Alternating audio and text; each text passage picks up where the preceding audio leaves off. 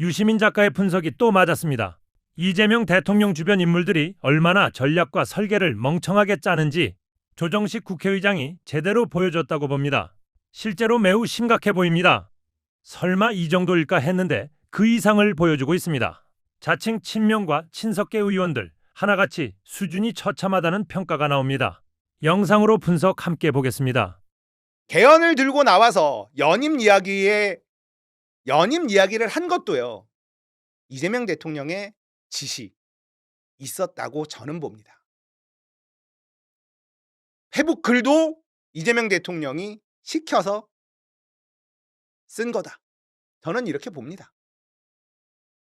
현직 대통령의 연임은 개헌 논의 대상이 아니다. 어떻게 하루 만에 말을 이렇게 바꿀 수 있죠? 이재명이 시키는 대로 움직인다. 밤 늦게 올렸단 말이에요. 혼자서 무언가를 결정하는 사람이 아니라고 저는 생각하고 있어요. 자, 이재명 대통령은요. 제 소설에 따르면 조정식 의장에게 현직 대통령 연임 안 된다라고 이야기해라. 자, 이 얘기는 뭐냐?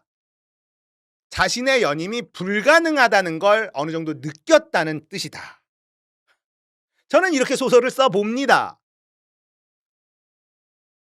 자, 이번 전당대회 때 정청래가 당대표가 된다면요. 이재명 대통령은 엄청난 충격에 빠질 겁니다. 자신의 연임을 주장해주고 영생을 얘기하고 물고 빨고 찬양하던 인간들이 한 줌밖에 안 된다는 걸 깨달을 수밖에 없거든요. 자, 이재명 대통령이 현실에 눈을 뜨게 되는 순간이 올 수밖에 없다. 그러면 아마도 많은 부분이 제자리로 돌아갈 가능성이 높다고 봅니다.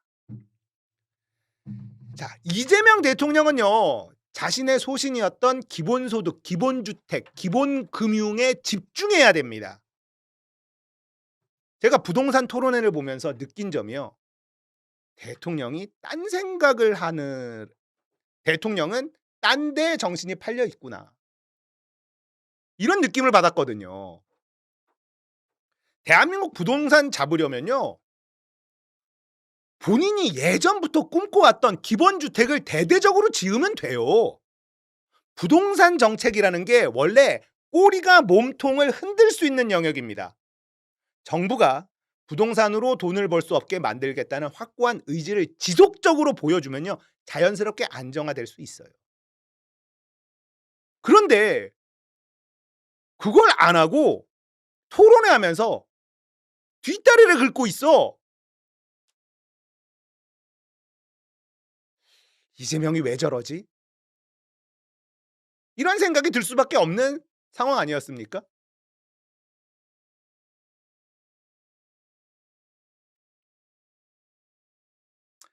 저는 이재명 대통령이요.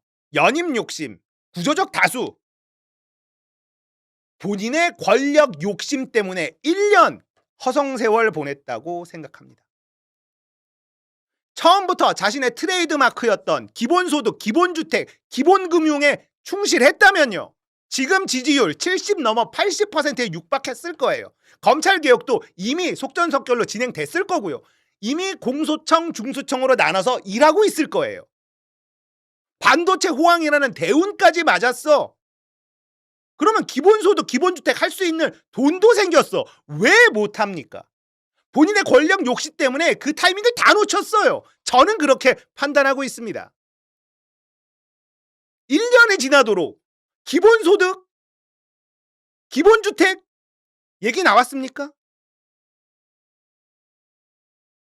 호남 반도체 투자 재벌들한테 90도로 절하고 그거 뭐였죠? 김민석을 당대표로 만들기 위한 쇼 아니냐라는 말까지 나와요. 대통령의 신뢰 자산이 다 무너졌어요. 이 모든 게 자신의 권력에 대한 욕심 때문에 벌어진 일이다. 저는 이렇게 생각합니다. 자, 유시민 작가가 말한 것처럼요. 우리는 대통령이 잘못된 일을 하려는 걸 막으려는 노력을 해야 됩니다. 이재명 대통령에게 가장 큰 좌절이 뭘까요? 정청래가 당대표가 되는 겁니다. 모든 계획이 무너지는 게 바로 이 지점이에요. 조정식 국회의장 억지로 밀어넣었습니다. 만들었죠. 김민석이 당대표가 돼야 돼요. 호남 반도체 쇼까지 했어요. 국민들 생명 살린 총리라고 막 추켜 세우고 총리 막판에는 전국 투어를 하도록 허락해 줬습니다. 지금부터 전당대회 선거운동을 하라. 대통령의 지시였다고 저는 생각해요. 총리가 돼가지고 국정설명회라는 이름으로 전국 투어를 해요. 말이 안 되는 짓이었죠. 근데 그러고 다녔단 말이죠. 그때부터 대통령은 김민석을 당대표로 시키려는 것이었다. 저는 이렇게 분석하고 있습니다.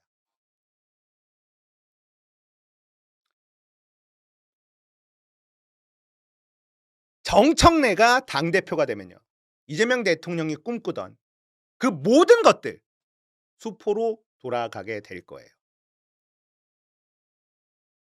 그래서 이번 전당대회가 중요하다는 겁니다. 자, 오늘 뉴스공장에 최민희, 한민수, 이성윤 의원이 나왔죠. 최민희 의원이 3분할이 좋다. 이렇게 얘기했어요. 자, 그러면 이제 정리한 겁니다. 우리는 3분할로 간다. 2분할이냐 3분할이냐 뭐 이랬는데 최민희 의원이 3분할이 좋다고 하니 3분할 가는 게 맞다. 깔끔해졌어.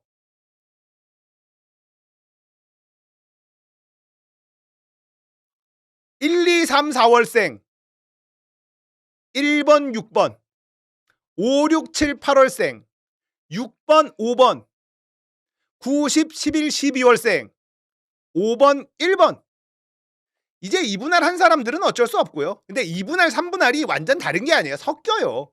예, 섞입니다. 최민희 의원이 요게 더 좋다고 했으니 이제 이쪽으로 가겠다. 2분할이 좋다고 생각하시는 분들은 2분할 해도 됩니다. 예.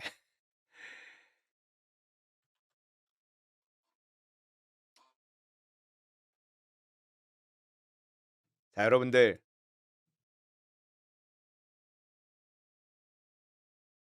우리가 할 일이 있습니다. 이재명 대통령이 너무 멀리 가지 않도록 우리가 막을 수 있습니다. 자, 이런 생각하시는 분들이 있어요. 그러거나 말거나 나는 완전히 정 떨어져서 신경 안 쓸란다. 자, 신경을 안 쓰면 우리가 너무 손해를 봐요. 그러면 대한민국도 손해를 봅니다. 경고하고 못하게 막고 우리가 원하는 일 하도록 만들어야죠. 그러니까 포기하지 마시고 알정직하고요. 3분할, 2분할이든 투표해야 됩니다. 투표 독려해야 돼요. 투표율을 높여야 됩니다. 한 방에 끝내야 돼요. 정청래 당대표 되고요. 최민희, 한민수, 이성윤 최고위원 들어가잖아요. 이재명 대통령도 어쩔 수 없이 자신의 계획을 포기할 수밖에 없어요. 억지로 갈 수가 없습니다. 이게 진짜 이재명 대통령을 위하는 길이고 대한민국을 위하는 길이에요. 이재명 대통령이 잘 돼야, 일을 잘 해야 우리도 이익입니다. 이재명이 싫어도 그건 어쩔 수 없는 현실이에요. 그러니까 알정직하고 주변의 사람들, 당원분들 투표하도록 밭을 갈아야 됩니다. 아시겠죠? 우리가 할 일이 확실해졌어요. 전당대회가 너무 중요해져 버렸어. 네. 이게 단순히 누구를 뽑고 이게 아니라 한쪽 진영은 사실은 전당대회 결과 때문에 굉장히 많은 상처를 어떤 진영이든 입게 될 수밖에 없는 구조로 들어간 것 같고 이미 그래서 지금은 이제 관점을 잘 정리하는 게 무엇보다 중요할 것 같고요. 근데 이제 오늘 뭐 전당대회 이야기 하기 전에 조정식 국회의장 있지 않습니까? 예.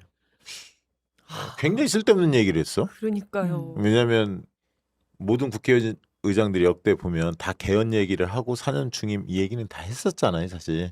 그건 뭐 새로운 얘기가 아닌데 현직 대통령이 들어가냐 빠지냐 뭐 이 얘기 나오면 늘 민주당의 스탠스가 있거든.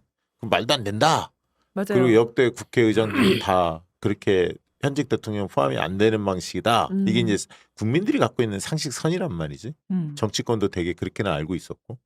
근데 이제 오늘 조정식 의장은 뭐라고 얘기했냐면 자락을 한 자리 깔았어요.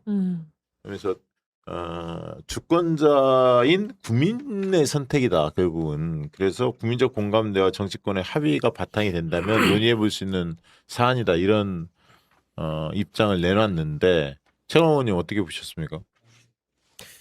아니 이제 대한민국 의전 서열 2위인 국회의장이 말씀하신 거니까 당연히 존중해야 되는데 지금 이 시기에 그 말씀을 하시면 이제 의장 되시기 전에 대통령 정무특보를 하신 분이잖아요. 그러니까 그런 얘기를 가지고 빌미 삼아서 언론이나 야당이 어떻게 나올지 뻔히 다 예상이 되는 거잖아. 근데 그걸 예상이 됨에도 불구하고 말씀하셨다라고 하는 거는 그만큼 급한 사정이 있는 건가요? 여러 가지로 뭔가 그러니까 이런 미션이 있었을 거라고 생각은 미루어 짐작은 있었지만 지금 시기에 할 필요가 있나? 이게 예를 들면 뭐 김민석한테 도움되나? 첫째. 두 번째는 외연 확장 늘 이야기하는데 중도층이나 보수층을 이야기하는데 이게 도움이 되나? 그리고 이런 얘기를 할 때는 되게 이제 국민적인 대통령 지지율이 뭐 70% 6% 네. 70% 넘을 때 네, 공감대가 형성돼 국민들이 있을 때. 너무너무 좋아할 때 네. 이럴 때 꺼내야 그래도 한번 그렇죠. 진지하게 고민할 텐데 지금 그런 시기도 아니잖아요. 그렇죠. 그러니까 굉장히 뜬금없는 거야. 뜬금포라고 하는데 이런 거를. 그래서 뭐 진짜 망언으로 보여요. 솔직히 얘기하면. 그리고 누구한테도 도움되는 얘기가 아니거든. 이건 대통령한테도 지금 도움되는 얘기가 아니거든. 왜 꺼냈지? 나 여기 국회의장 살아 있습니다. 이거 보여주려고 하는 건가? 잠깐 관심도와 주목도가 조금 떨어지셔가지고. 근데 조정식 의장 같은 경우에는 사실 저희가 그 국회의원 당내 경선을 할 때도 이 의장 선출 관련해가지고 이재명 대통령이 X에다가 1인 1표제를 이제 본인이 당대표 때 이거를 이제 선호투표제를 넣었다 이런 말씀을 하시면서 조정식 의장을 지지하는 그 지지층의 이미지를 공유했던 적이 있었잖아요. 그래서 국회의장도 혹시 대통령이 이런 조금 개입설이 있었는데 그렇기 때문에 조정식 의장은 말 한마디 한마디를 조금 더 조심해야 될 필요성이 있다라고 좀 느껴지거든요. 근데 지금 이런 시점에서 너무 실책인 것 같아요.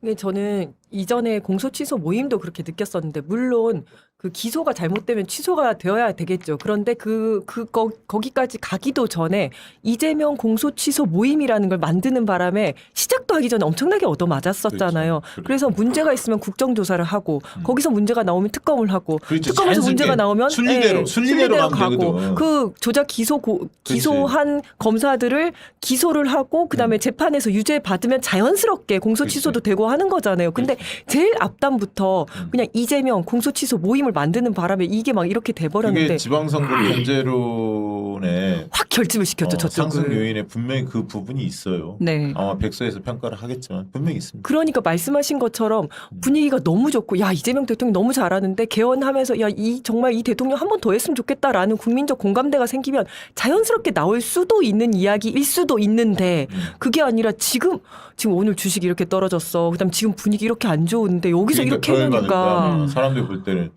요즘에 좋은 게 별로 없거든. 전당대회 네. 시끄럽지, 주식 곤두박질 치지, 김민석 막 신천지 하고 있지 신천지 지금. 막 이렇게 하면서 짜증 제대로 나지. 근데 조정식까지 이렇게 망언하고 막 이러지. 그리고 검찰개혁 하겠다는데 고춧가루 뿌리는 민주당 의원들 몇몇 의원들이 있지.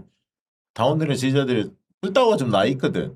사실 대통령 네. 뭐 순방 성과들은 있지만 이게 마음이 지금 열리지 않은 상태예요. 굉장히 차갑게 얼어붙어 있단 말이에요. 그 마음이 지금 계속 지속되고 있거든. 그러니까 대통령 지지율이 계속 떨어진단 말이에요. 지금. 근데 이렇게 이렇게 하시니까 정말 말씀하신 것처럼 혹시 그 전에 뭐 이재명 대통령이 조정식 국회의장을 픽한 거랑 이런 게 다 관련 있는 거 아닌가 막 이렇게 되면서 우리 당원들도 여기에 다 막 반대를 하고 오히려 더 화를 내고 이러는 상황이에요. 이게 정말 죽어가고 있던 장동혁을 오늘 그 심폐소생술 시켰다고 봐요. 오늘 와가지고 지금 계속 올림픽 공원에 가 있었잖아요. 근데 와가지고 오늘 막 기자회견하면서 이것이 내란이다. 그래서 막 이제 막 난리를 치고 있잖아요. 너무 좋은 먹잇감을 던져줬다 이런 생각이 드는 거예요. 오늘도 많은 분이 걱정하는 것처럼 이게 어떤 모종의 계획에 의해서 진행되는 거라면 혹시라도 이런 전략을 짠 사람을 좀 빨리 내보내시기 바랍니다. 어디가 됐든 색출해. 네. 그 밖에 있는 빨리 쫓아내고 아무개든 바꿔야지. 내부에 있는 만약에 사람들은- 이제 누가 이걸 계획한 사람이 있다면 빨리 쫓아내고 바꿔야지. 큰일 나게 생겼어요 이거. 아니 근데 내가 퀴즈가 있는데 이지은 위원장님. 네, 우리 지금 조정식 위원장님 앞에 우원식 의장, 네, 그다음에 박병석 의장, 네. 그분들 국회의원 지역구가 어딘 줄 아세요? 박병석 나는 의장 알지. 지역구 아니 그러니까 갑을까지는 몰라요. 몰라도 돼. 저 사실 잘 박병석 몰라요. 모르시죠? 네. 우원식 의장 지역구 모르시죠? 몰라요. 서울이라는 것만 알죠. 서울이죠. 노원이죠, 어, 노원. 예, 예. 조정식 의장. 몰라요. 내가 이거 아는 사람을 한 번도 본 적이 없어. 진짜요? 박병석 대전, 예. 우원식 시흥? 대전 서울, 서구, 서기는 예, 서울 예. 노원, 서구을 여기는 경기도 시흥 서구 이렇게 우리 되는데, 음.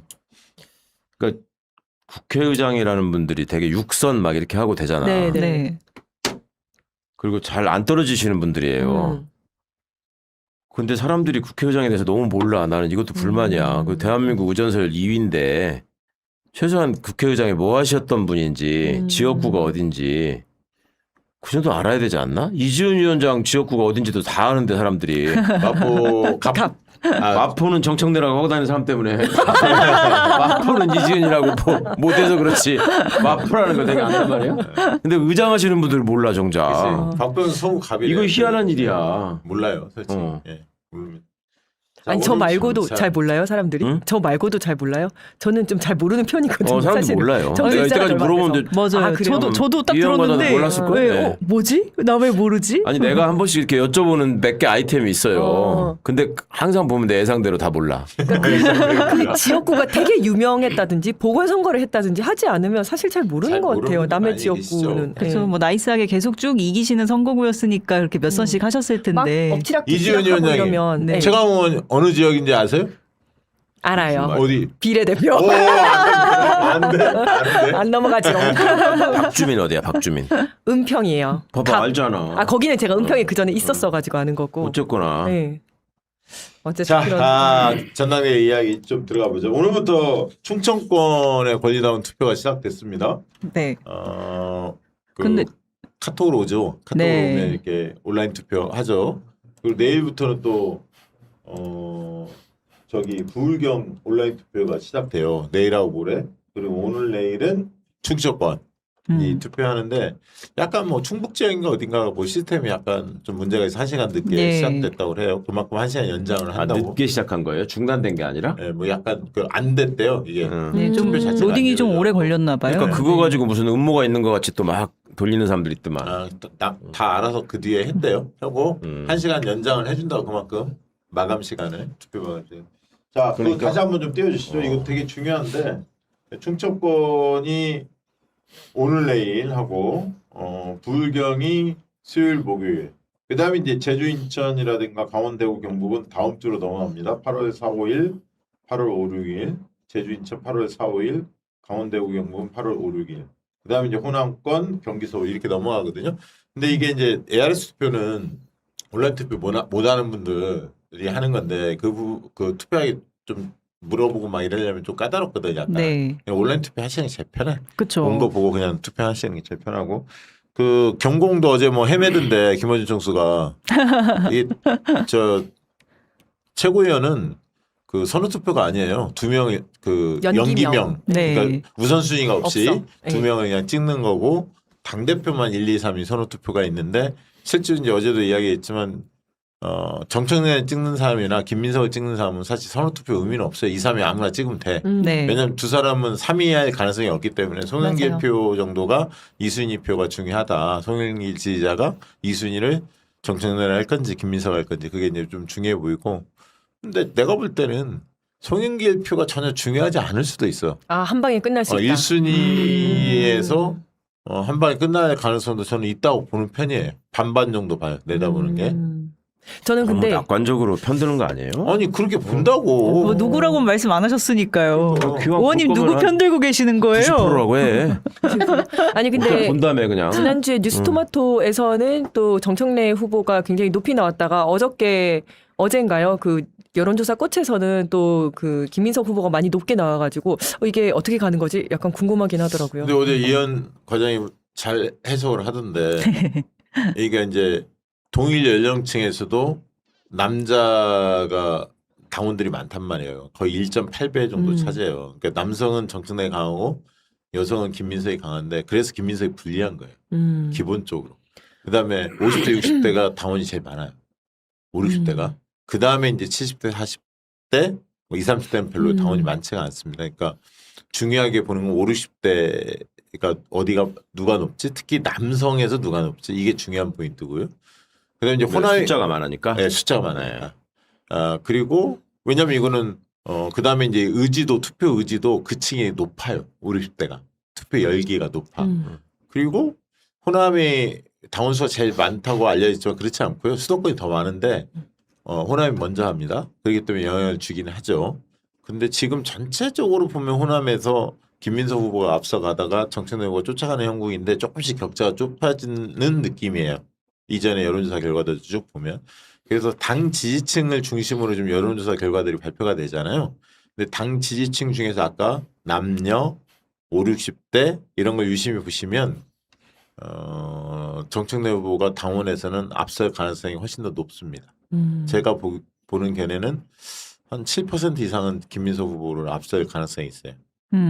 근데 과반을 1순위 피해서 과반을 돌파할 수 있냐 이거는 아직까지 거기까지는 못 간 것 같고 근데 어쨌든 신천지 역풍이 불면서 점차 그러니까 정청래 후보는 계속 상승세였고 당원이라면 저희 지지자들 중에서 핵심 지지자들이잖아요. 좀 정치 보관층인데 계속 상승 국면이었고 그래서 격차를 좁혀가면서 지난주에 확실히 역전했다는 느낌이 들었고 신천지가 터지면 더 격차를 벌리는 느낌? 저는 좀 그렇게 보고 있습니다. 박쥐도사 예측을 이걸 박제를 해놓으시고 나중에 두고두고 보시기 바랍니다. 근데 원래 뭐든 선빵 필승이라고. 이번에 충청권하고 PK는 어떨 것 같으세요? 아니, 지방선거 때 못 맞췄잖아. 그래서 나는 서울 사실 내가 우리 직원들한테 얘기 많이 했어. 화정우도 내가 진다고 그랬고 뭐 그 얘기 많이 했잖아. 네. 실제 밖에서는 얘기하기 어렵죠. 박빙이라는 좀 밀리고 있다 이 얘기 계속 했고 서울도 위험하다 얘기 계속 했어. 징후가 계속 그게 보이셨구나. 몰래 얘기하면 뭐해? 방송에서는 다 이긴다고. 방송에서 해. 그러면 아니, 그치, 박빙이라고 사기가 얘기하지 그러면 거기서 진다고 사기가 얘기하면 사람들 사기 떨어지죠. 떨어질 거 맞아요. 할수 있나? 여러분 보신 분들은 다 아시겠으니까 한번 찾아보십시오. 박쥐도사 뭐라고 했는지. 자 그러고 왜 충청권은 정청래 후보가 앞설 거로 보는데 충북이 박빙일 것 같고요. 충북은. 그다음에 충남, 대전, 세종 쪽은 좀 근소하게 정청래 후보가 앞설 것으로 예상하고 있고 PK는 울산은 김민석 후보가 김상욱 시장이 있잖아요. 네. 상대적으로 송영기에 김민석이 가깝거든요. 포지션이. 그래서 울산은 김민석 후보하고 정청래 박빙은 아니면 김민석 후보 좀 우세할 가능성도 있어 보이고 반면에 부산, 경남은 정청래 후보가 우세할 걸로 봐서 전체적으로 보면 충청, PK 다 정청래 후보가 1위 할 것 같습니다. 이거는 주말에 바로 결과가 나오기 때문에 박제해야 될 얘기 많네. 과연 월요일에 어떤 방송을 하게 될 월요일에 것인지. 틀리면 이혜연 혼자 진행하고 오늘 대표님이 안 나오신 건 그리고 김민석 후보의 쇼츠가 화제가 되더라고요. 네. 상당히 톤이 세던데 한번 보실까요? 광주 전남 광주 초청 강연회에서 하신 말씀인데 한번 보시죠. 거기다가 최고위원들은 없다! 말로만 친명하고 실제로는 반명하는 사람들 사건을 틀려라 하실 수 있죠! 약간 소름 끼치는 거.